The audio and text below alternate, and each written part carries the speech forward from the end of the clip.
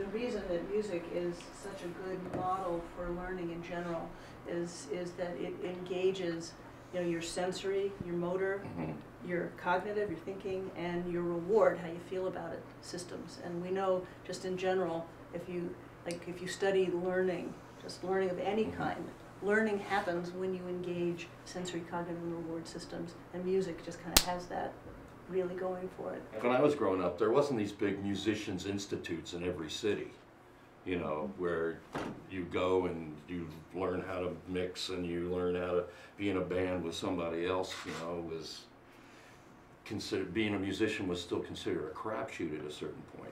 Oh, you want to be like the Beatles, you know, good luck with that, you know, and you expect you'll be in a little band for a little while and then get serious again and go get a regular job. And you couple that, you know, with the other benefits of it, with the benefits, even if you don't continue with a musical career, it makes the musical education more worthwhile, because you can say, well, you know, suppose you change your mind halfway through high school and you want to be a lawyer instead, you know.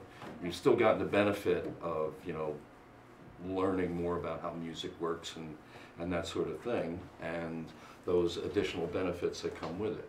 Yeah, but you know, you see this, and you see, you know, you make these connections very obviously, and actually, you know, educators like, you know, Kate Johnson, who, you know, people who work with kids and teach them music, they know that music makes these kids better learners, that they're, you know, better at all kinds of things, and it's so obvious to them, but it isn't obvious. I mean, even, you know, in some of the most privileged communities, there really is an erosion of attention, of resources towards musical programs.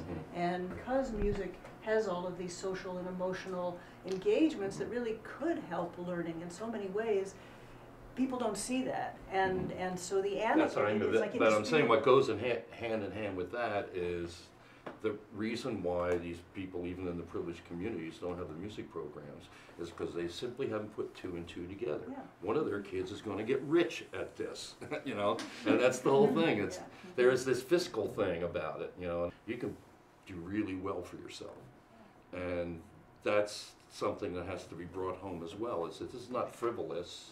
You know, even if you don't believe in the bottom line science, if we have the biometrics to prove it, you got nothing to lose by starting a music program, and maybe a lot to gain for some of these students. People are not making those connections, and I think it is worthwhile to try to help people make those connections so that they will make. We live in an avaricious age, you know. We live in an age where everything has to, you know, like pay for itself and all this other stuff, you know. And so I think in a certain way, you know, these biometrics are great, but you have to connect them to something, you know, where people see the money, you know. How does this pay for itself somehow?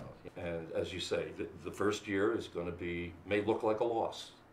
You know, the first year might look like a loss, but by the time you get to the second year, you're going to start to see benefits, and every year after. So we really do see this cumulative, you know, the more years you do it, almost every metric that we have looked at, it really is, the more you do it, the better your brain gets at all of these I'm just saying, like, if you connect that to overall well-being and career success and stuff like that, that's when they start to get interested. I think that's why the behavioral thing needs to be better understood, because that's something that they will actually be able to measure.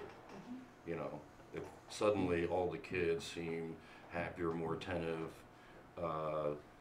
less distracted, as a result of this program. And that's one of the things that Margret Martin, you know, in the Harmony Project has shown, that, you know, these are the kids who are not going to jail. They're staying in school.